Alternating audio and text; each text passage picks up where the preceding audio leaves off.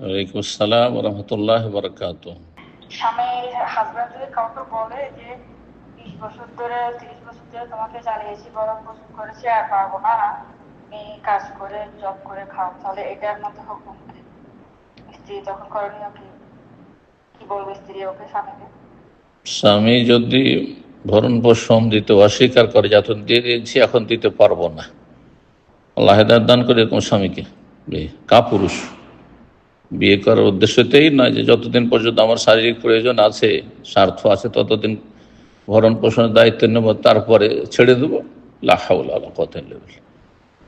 তো এই ক্ষেত্রে তখন স্ত্রীর অধিকার হচ্ছে যে সে যদি মনে করে যে তালাক নিয়ে নিবে, যে তালাক নিয়ে নেব, আমি কি করে মেহনত করে মহিলা মানুষ আর কাজ আমি শ্রম দেবো আর তারপর রোজগার করব। সুতরাং আমি অন্য জায়গায় বিয়ে বসবো, তাহলে জায়েজ আছে তার কাছ থেকে খোলা নিয়ে নেবে, তার ন্যায্য অধিকার। যদি মনে করেন না আর বিয়ে শাদী করবো না আর খোলাও নেব না, তাহলে এমন স্বামী, অযোগ্য স্বামী যে বলবে যে আমি ভরণ পোষণের দায়িত্ব আর বহন করতে পারবো না, তার কোনো আনুগত্য নেই, তার আনুগত্য নেই। জি, অর্থাৎ তার আদেশ নিষেধ আপনার উপর মানা আবশ্যক নয়। জি, আপনি আপনার মতো চলবেন। হ্যাঁ, আপনি আল্লাহর ইবাদতবন্দি করবেন, আপনাকে যখন রোজগার করতে হবে তো আপনি রোজগারে সময় দিবেন, অথবা যেভাবে পর্দার মধ্যে থেকে যা কিছু করা সম্ভব করবেন। আর স্বামী বলবে যে খরচ খরচা দেবো না, কিন্তু বকশাক করো, এই ছেলে মেয়েগুলোকে এই কেন করা হয়নি, এটা কেন করা হয়নি, এই অধিকার আর থাকে না। জি, বারাকাল্লাহু ফিক।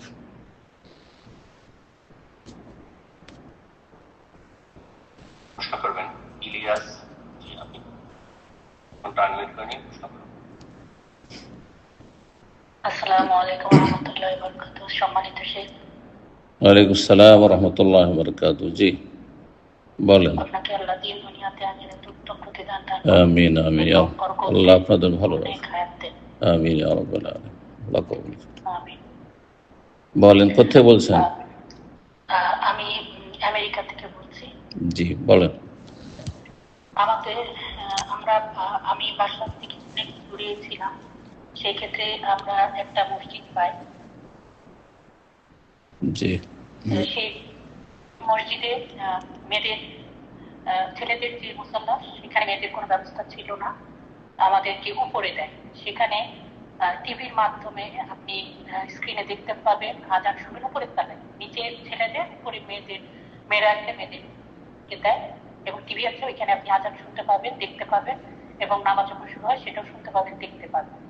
তা সেই ক্ষেত্রে আমার প্রশ্ন হলো যে যে জায়গাটা আমাদেরকে নামাজের জন্য দেয়া হলো মেয়েদের জায়গা বলে, সেই জায়গাটা ছিল ডাক্তারের একটা ওয়েটিং রুম।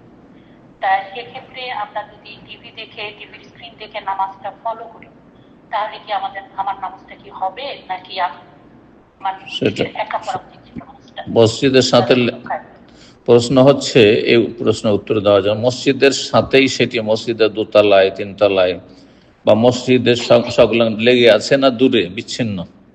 না না, সে নিচের তলায় হলো ছেলেদের, আর উপরের তলায় মেয়েদের নামাজের। হ্যাঁ, তাহলে আপনি সরাসরি সরাসরি মসজিদের আপনি আপনি তকবির শুনছেন, ইমামের তকবির শুনছেন, তাই না? হ্যাঁ হ্যাঁ, ও টিভিতেই, কিন্তু মানে ওটা রেকর্ডিং নয়, ওই ইমাম সাহেবেরই তকবির গুলো, ইমাম সাহেবের তকবির সালাম ইত্যাদি শুনছেন, তাই না?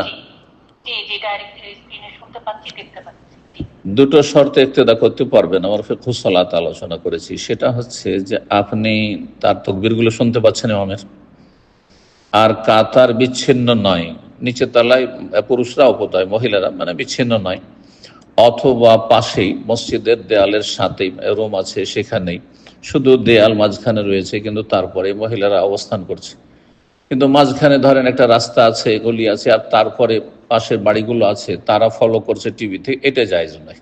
বিচ্ছিন্ন কাতারে কাতারে ইক্তেদা জায়েজ নয়, নামাজ হবে না। কিন্তু যদি কাতার কাছাকাছি লেগে থাকে, দেখতে পান আর নাই পান, দেখা শর্ত নয়, হ্যাঁ আওয়াজ শুনতে হবে, তাকবীর থেকে শুরু করে সালাম পর্যন্ত এই আওয়াজগুলি, আর তার সাথে কাতারে মিলিত হইতে হবে, কাছাকাছি হইতে হবে, তাহলে ইক্তেদা জায়েজ আছে সেই ইমামের। বারাকাল্লাহ। প্রশ্ন করবেন রাশেদ।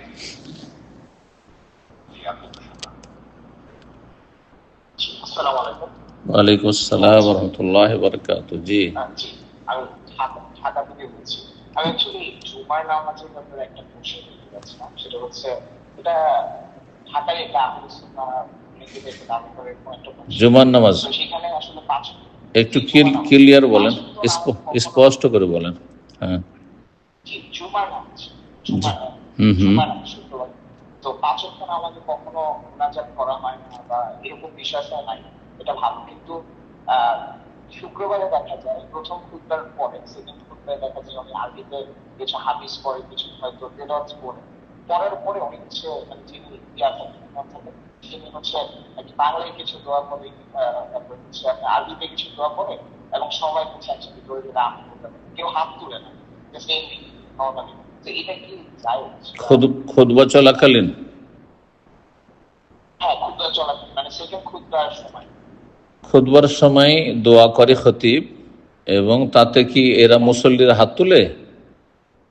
না, হাত তুলে না, জাস্ট না, আমিন বলে সবাই ঠিক জোরে। আছে, আমিন বলা ঠিক আছে, কিন্তু হাত তোলা জায়েজ নয়। একমাত্র ইস্তিসকার যদি দোয়া করে, বৃষ্টি চাই, তাহলে হাত তোলা প্রমাণ রয়েছে নবী সাল্লাল্লাহু আলাইহি ওয়াসাল্লামের, বুঝছেন? আর এমনি যখন দোয়া করবে, হ্যাঁ, আল্লাহ আইজ্জাল ইসলাম আল মুসলিমিন ইত্যাদি ইত্যাদি, আল্লাহ, হ্যাঁ, মুসলিমদেরকে শক্তিশালী করো, আল্লাহ জালেমদের জুলম কে দূর করো, মজলুমদেরকে সাহায্য করো, এইসব যে দোয়াগুলি করে, আল্লাহ দেশের ভালো করো, হ্যাঁ, মুসলিম জাতির কল্যাণ করো, যতগুলি দোয়া রয়েছে এগুলির ক্ষেত্রে হাত তোলা জায়েজ নয়। না ইমামের জন্য জায়েজ হাত তোলা, না মুক্তাদিদের জন্য জায়েজ। খতিবও হাত তুলবে না, আর যারা মুসল্লি মসজিদ আছে তারা হাত তুলবে। তবে যে কোনো দোয়াতে আমিন আমিন বলা, এটা হচ্ছে সাধারণ বিষয়, শরীয়তের মাসলা। যে কোনো দোয়া আপনি দোয়া করছেন অথবা কারো দোয়ায় আপনি আমিন বলছেন, এটা শরীয়ত সম্মত। জি জাজাকাল্লাহ খায়ের। জি। প্রশ্ন করবেন শাহিদ শেখ। জি, আপনি প্রশ্ন করবেন। আসসালামু আলাইকুম। ওয়ালাইকুম আসসালাম রহমতুল্লাহ বরকাত। জি, শাইখ, আমার প্রশ্ন হচ্ছে, কোথা আমার থেকে স্ত্রী, কোথা থেকে বলছেন? আমার আমার আমি পশ্চিমবঙ্গ থেকে বলছি, ভারতের পশ্চিমবঙ্গ। হুম, বলেন। হ্যাঁ, আমার স্ত্রী একটা সরকারি পরীক্ষা দিবে, তো সেই জন্য পড়াশোনার প্রয়োজন। তো বাড়িতে আমরা মা, আমি এবং আমার স্ত্রী এবং আমার বাচ্চা থাকে। তো পড়াশোনার জন্য ও চাইছে যে বাবার বাড়ি যেতে। তো আমি একটা বিশেষ এক আলেমের মুখে শুনেছি যে বাবার বাড়িতে মেয়েদেরকে 3 দিনের বেশি নাকি থাকতে হয় না। তো পড়াশোনার জন্য যদি ওকে 1 মাস থাকার প্রয়োজন হয়, তাহলে কি সেখানে পাঠানো যাবে? কার কাছ থেকে শুনেছেন যে 3 দিনের বেশি বাবার বাড়ি থাকা যায় হয় না? আমি একটা জনৈক আলেমের মুখে শুনেছি, জনৈক কোনো আলেমই নয়, নাম করা। আলেমই না। 3 দিনের বেশি থাকা যায় না, যে কোনো জায়গায় থাকতে পারে। আপনি যদি অনুমতি দেন যে আপনার স্ত্রী মক্কা মদিনা থাকবে, 1 বছর থাকবে, অসুবিধা আছে নাকি? আপনার বিনা অনুমতি থাকা যায় না, কিন্তু আপনার অনুমতি ক্রমে। প্রবাসে যারা থাকছে, স্বামী থাকতে পারবে 2 বছর ধরে, 2 বছর পরে যাচ্ছে স্ত্রীর কাছে, আর স্ত্রী পারবে না, অনুমতি হইলে হলো একে অপরকে। এসব ভুয়া ফতুয়া, কোথা থেকে এসব ফতুয়া নিয়েছে? 3 দিনের বেশি বাবার বাড়ি থাকতে পারবে, জুলুম করছে। যদি দেখা যায় যে আপনার বাড়ি থাকাতে আপনার মায়ের কথা শুনতে হবে, আর আপনার মা চাইবে সারাদিন বাসায় কাজ করুক, আর আপনি পড়াবেন, তো পড়ার সময় দিতে হবে। পড়ার অনুমতি দিলে পড়ার সময় দিতে হবে তাকে, কথা বুঝতে পারছেন? সুতরাং আপনার স্ত্রী যদি দেখে যে এটি হচ্ছে যুক্তিসঙ্গত কথা, যে আমাকে পড়ার জন্য সময় লাগবে, সুতরাং আমাকে বাবার বাড়ি পাঠিয়ে দাও, সেখানে আমি ভালো করে পড়াশোনা করতে পারবো, তাহলে আপনি সেটা, যখন পড়ার অনুমতি দিয়েছেন, তো আপনি প্রস্তুতির অনুমতি দেবেন পরীক্ষার জন্য, কথা বুঝতে পেরেছেন? বারাকাল্লাহ ফিক। আর যদি সহশিক্ষা হয়, তো আমি এটাতে অবশ্যই কাউকে আগ্রহী করব না, বা অনাগ্রহী করব, আপনাকেও আপনার ওয়াইফ, যে এই সহশিক্ষার পড়াশোনা, সহশিক্ষায় পরীক্ষা দেওয়া, এগুলি ভালো মানুষের, নেক লোকদের কাজ নয়। জি। এরপর যে প্রশ্ন করবেন রহুল আমিন। জি, আপনি প্রশ্ন করবেন। আসসালামু আলাইকুম ওয়া রাহমাতুল্লাহ। ওয়ালাইকুম আসসালাম রহমতুল্লাহ বরকাত। জি, বাড়ি ভারত, দক্ষিণ দিনাজপুর। বলেন। আমি বলছিলাম, সমস্যা আমার প্রশ্ন হচ্ছে যে একটা অমুসলিম মেয়ে, তো আমাদের এখানে একটা ছেলে নিয়ে 2 মাস বাইরে নিয়ে চলে গেছিল। যে মেয়েটা স্বেচ্ছায় ইসলাম কবুল করেনি, হয়তো প্রেম ভালোবাসার উপর ইসলাম কবুল করেছে। তো সে মেয়েটা ইসলাম কবুল 2 মাস বাইরে ছিল, বাইরে থেকে আসার পরে আবার 15 দিন পর তাদের বিয়ে দেওয়া হয়েছে। বিয়ে দেওয়ার আগে বাইরে ছিল মানে ওই ছেলেটার সাথে, ওই ছেলের সাথে বাইরে ছিল? হ্যাঁ, ওই ছেলের সাথে। আমাদের ছেলেটা হচ্ছে মুসলিম আর মেয়েটা হচ্ছে মুসলিম। বিয়ে না করে বাইরে নিয়ে গেছে? হ্যাঁ, বিয়ে না করে বাইরে চলে গেছিল। জেনা করেছে, দুইজনেই কাবিরা গুনাহ করেছে, দুইজনে জেনা ব্যভিচার, যেমন মুসলিমের সাথে হারাম, তেমন মুসলিম অমুসলিমের সাথে হারাম। আল্লাহ হিদায়াত দান করে মুসলমান। জি, সে মেয়েটাকে নিয়ে আসার পরে তোমার হচ্ছে যে আমাদের যে ইসলামী শরীয়ত আছে, ও তোমার হচ্ছে দোররা মেরেছে। তো মেয়েটাকে মেরেছে, ছেলেটা কোথায় দৌড়া মারা? এসব এলাও না। এই সামাজিক ভাবে দৌড়া মারা জায়েজ নাই, সামাজিক ভাবে দৌড়া মারা জায়েজ নাই। জি, যদি ইসলামী আইনের বাস্তবায়ন করা কোথাও সম্ভব হয় তাহলে করবে, আর না হলে খেয়াল খুশি দৌড়া মারা এগুলি জায়েজ নাই। জি, চলেন, কি প্রশ্ন কি তাই বলেন? প্রশ্নটা হচ্ছে মুসলিম মেয়েটাকে যে দোররাটা মেরেছে, ওটাও কি মারা যাবে? মুসলিম মেয়েকে মারা জায়েজ নাই। সামাজিক ভাবে দৌড়া মারবে, কেস করে দিলে কি হবে? তো একটা মুসলিম মেয়েকে মারা, একটা মুসলিম ছেলেকে মারা, এই শারীরিক শাস্তি দেওয়া সামাজিকভাবে, সামাজিক বিচারে, এগুলি শরীয়তে জায়েজই নয়, জায়েজ নয়। এগুলো যেখানে সরকার এলাও করে না, আপনি যে দেশে বাস করেন সেখানে আইন এলাও করে না, আইন হাতে নেওয়া, এগুলো আসলে শরীয়তে জায়েজ নয়। জি জি, এগুলো জাহেলদের কাজ। আমাদের সমাজের জাহেল আলেমদেরকেও ডাকে না, এই সব বিচার সালিশগুলো মূর্খ লোকগুলো করে সমাজের। জি, আল্লাহ হিদায়াত দান করেন। জি, প্রশ্ন করবেন রাজিয়া খাতুন।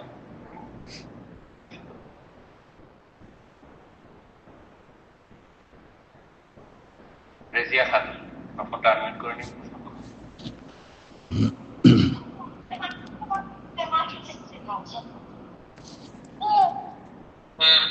ঠিক আছে, আপনার ফোন আনমিউট হয়েছে, প্রশ্ন করুন। আসসালামু আলাইকুম ওয়া রাহমাতুল্লাহি ওয়া বারাকাতুহু। ওয়ালাইকুম আসসালাম ওয়া রাহমাতুল্লাহি ওয়া বারাকাতুহু।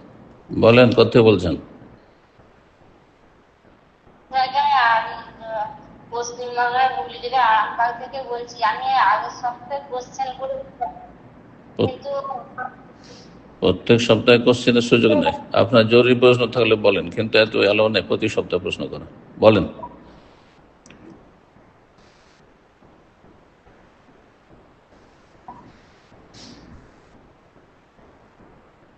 জি, উনি শুনছেন কিনা? ওনাকে আমরা শুনতে পাচ্ছি না। আর আপনাদের আবার অনুরোধ করবো, যারা গত সপ্তাহে প্রশ্ন করেছেন এবং যারা এই সপ্তাহে আপনারা এই সপ্তাহে কেউ হ্যান্ড রেজ করে থাকলে অবশ্যই আপনারা ওয়ার্কিং করে নিন। প্রতি সপ্তাহে প্রশ্ন করার সুযোগ নেই, অন্যদেরকে আমরা প্রশ্ন করার সুযোগ করে দিই। এ পর্যায়ে প্রশ্ন করবেন সুরজ শেখ।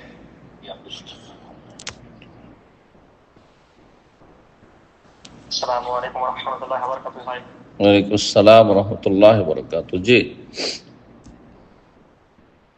আমি মুর্শিদাবাদ ফারাক্কা থেকে বলছি। বলেন প্রশ্ন।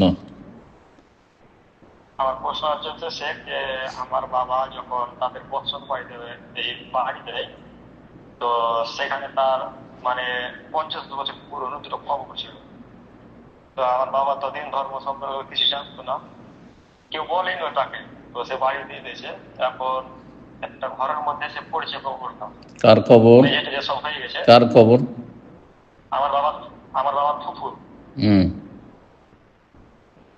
তো এখন আমরা কি করবো, মানে মেঝে ঢালে দিয়ে দিচ্ছে, এখন তো সেই ঘরেটা এখন আর আমরা নামাজ করতে পারছি না। ঘর পরে কবর আগের, তাই না? হ্যাঁ, কবর আগে, কবরটা মোটামুটি 50 বছর আগে। জানতো, তারপরে জেনে শুনে ওখানে ঘর করেছে। হ্যাঁ স্যার, মানে জায়গার অভাবে ঘরটা দিয়ে দিয়েছে। না, হারাম কাজ করেছে। জীবিত হোক মৃত হোক, যে আগে বাস করে তার অধিকার। সুতরাং মাইয়ত যখন ওই জায়গায় দাফন হয়ে গেছে সেটি তার অধিকার। কথা বোঝা গেছে? সুতরাং এখানে ঘর করা নাজায়েজ কাজ হয়েছে। সেই রুমটিকে বা সেই অংশটুকু, যতটুকু কবর পড়ছে সেটুকু ভেঙে ফেলতে হবে। জি, আল্লাহ হিদায়াত দান করুন। আপনি প্রশ্ন করবেন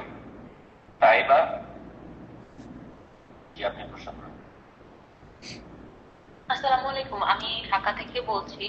ওয়ালাইকুম আমার আসসালাম ওয়া রাহমাতুল্লাহ। প্রশ্নটা হচ্ছে যে আমি যৌথ ফ্যামিলিতে থাকি, আমার বিয়ে হয়েছে 2 বছর। তো কিছু কারণে আমার হাজবেন্ডের সাথে আমার একটু মনোমালিন্য চলছিল, এখন আলহামদুলিল্লাহ ঠিক আছে। কিন্তু ও আমার কাছে কিছু দাবি করে, যেটা হলো যে আমি আমার বোনের সাথে দেখা করতে পারবো না। আমরা বলে রাখি, আমার বাসা এবং আমার বোনের বাসা মানে রাস্তার এপাশে আর ওপাশে। ঢাকা শহরের সেক্টরের মধ্যে যে বাসাগুলো থাকে রাস্তার এপাশে আর ওপাশে। এইখানে আমাকে হচ্ছে আমার বড় বোনের সাথে দেখা করতে যেতে হবে হচ্ছে আপনার 1 সপ্তাহ পর পর। তো এই কেন? অযৌক্তিক দাবিগুলো কি আমি কেন? কতটুকু বাধ্য? কেন? ওর যুক্তি কি? যুক্তি হলো যে সে তার বোন জামাই, মানে তাদের ছেলে মেয়ে সবাইকে নিয়ে একসাথে আমরা একটা ফ্ল্যাটে থাকি। তো কিছু কারণে তার বোন হচ্ছে আমাদের সংসারে খুব নাক করে, আমার এবং ওর ভাইয়ের মধ্যে প্রত্যেকটা কথা নাক গলা। এটা আমি প্রতিবাদ করার পরে তার মনে হয়েছে যে আমি তাদেরকে আলাদা করে ফেলতে চাই, এবং এর প্রেক্ষিতে তারা তাদেরকে মানে তাকে বুঝাইছে যে এটা হচ্ছে আমার মা, আমার বোন আমাকে বুঝায়, এই জন্য আমি এরকম রিয়াক্ট করতেছি।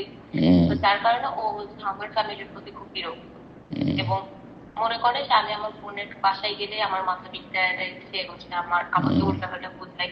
কিন্তু আসলে এটা মানে এটার সাথে রিয়ালিটির কোনো সম্পর্ক নেই। বিনা তদন্তে আপনার স্বামীর সন্দেহ করা যে আপনার বোন হয়তো আপনাকে খারাপ করছে, আমাদের সম্পর্কটা খারাপ করার চেষ্টা করছে, কুপরামর্শ দিচ্ছে, এটা তার জায়েজ নয়, নাজায়েজ কাজ, গুনাহগার সে। ইন্না বাযায যান্নি ইসমুন, সূরা হুজুরাত আল্লাহ বলছেন, কিছু কিছু অনুমান ভিত্তিক কথা সন্দেহ করা গুনাহর কাজ। তো এগুলি হচ্ছে গুনাহর কাজ। কিন্তু আপনার স্বামীর কাছে যদি প্রমাণ থাকে যে আপনার আম্মা আপনাকে খারাপ করে, কুপরামর্শ দেয়, অথবা আপনার বোন যে আছে সামনেই বাসা, আপনার বাসার সামনাসামনি বাসা কাছেই, সে খারাপ পরামর্শ দেয়, তার কাছে দলিল প্রমাণ আছে, তাহলে তার এই অধিকার আছে যে আমরা যেহেতু দাম্পত্য জীবনে সুখে শান্তিতে থাকতে চাই, এখানে যেন তিক্ততা না ঘটায়, কেউ অশান্তি না করে, সেই জন্য তুমি যাবে না। কিন্তু এমনিতে বিনা কারণে সন্দেহের ভিত্তিতে অথবা নিজের জেদ পূরণ করার জন্য যদি বলে যে না তোমার ভাইয়ের সাথে কথা বলতে পারবে না, তোমার বোনের সাথে কথা বলতে পারবে না, তার বাড়ি যেতে পারবে না, আচ্ছা তার বাড়িতে পর্দাও আছে, এমন না যে সেখানে আপনার দুল্লা ভাইয়ের সামনে আপনি চলে যাচ্ছেন, এমনও না। এগুলো যদি না থাকে তাহলে আত্মীয়তার সম্পর্ক ছিন্ন করার চেষ্টা করা হারাম কাজ। তার জন্য এটি হারাম যে সে বলবে যে তোমার বোনের সাথে দেখা করতে পারবে না, সপ্তাহে একদিন ব্যাস, আর না, যে কোনো সময় প্রয়োজন, বাস সংসারের কাজ অবহেলা না করে, না ফেলে বেশি বেশি সীমা লঙ্ঘন করে নয়, এত বেশি নয়। কিন্তু কথা হচ্ছে যদি দুদিন একদিন পর পরই দেখা হয়, প্রতিদিনও যদি 10 মিনিট 5 মিনিট করে দেখা সাক্ষাৎ হয়, তো কোনো জায়েজ নয়। যেখানে কাছে আছে কোনো নাজায়েজ নাই, কোনো অসুবিধা নেই তাতে। তো আল্লাহ হেদায়েত দান করুন। আপনি আপনার স্বামীকে বোঝাবার চেষ্টা করুন বিষয়টি, যে আসলে আপনি সন্দেহ করছেন এটি গুনাহের কাজ। তারপর যদি না মানে, অন্যায় করে, অবিচার করে, তাহলে আপনি ধৈর্য ধারণ করুন। কারণ একটা সংসার টিকানো এটা সবচেয়ে গুরুত্বপূর্ণ কাজ। এই সামান্য একটু আপনার বোনের সাথে দেখা সাক্ষাতে পাবন্দি লাগিয়েছে যে সপ্তাহে মাসে একবার, 2 সপ্তাহে একবার দেখা, বা যে কোনো একটা সময় বেঁধে দিচ্ছে যে এতদিনের আগে দেখা করতে পারবে না, এটা সে অন্যায় কাজ করছে, এর জন্য সে গুনাহগার হবে। আপনি যদি সেখানে যদি শক্ত হয়ে যান তাহলে সম্পর্ক ভেঙে যেতে পারে। আল্লাহ হেফাজত করুক। যার ফলে আপনি বৃহৎ স্বার্থে যে সংসার টিকানো এটা একটা গুরুত্বপূর্ণ কাজ। হ্যাঁ, এতে আল্লাহ সন্তুষ্ট হবেন। হ্যাঁ, শয়তানকে আপনি নিরাশ করে দিলেন, কারণ শয়তান সুযোগ নিচ্ছে। মানুষ শয়তান, জিন শয়তান, আশেপাশে আত্মীয় স্বজন অনেকে দুশ্মন আছে, খুশি হবে সম্পর্ক ভেঙে গেলে। তারপরে ছেলে মেয়েদের ভবিষ্যৎ খারাপ হবে। এইসব দিক চিন্তা করে আপনি সবর করুন, স্বামীকে বোঝাবার চেষ্টা করুন, স্বামীর হক আদায় করুন, এবং সে যখন সঠিক বিষয়টি বুঝবে, আল্লাহ ভীতি তার অন্তরে থাকবে, মানুষের হক নষ্ট করলে হাসুর মাঠে ফেঁসে যাবে, এইসব কথা যখন চিন্তা হবে, আমি স্ত্রীর সাথে যদি অবিচার করি আর সম্পর্ক ছিন্ন করতে যদি বাধ্য করি, তা আমি কাবিরা গুনাহ করে মারা যাব। তো এগুলো যখন বুঝতে পারবে তখন সংশোধন করে নেবে ইনশাআল্লাহ। আল্লাহ রাব্বুল আপনাদের ভালো করুন। জি।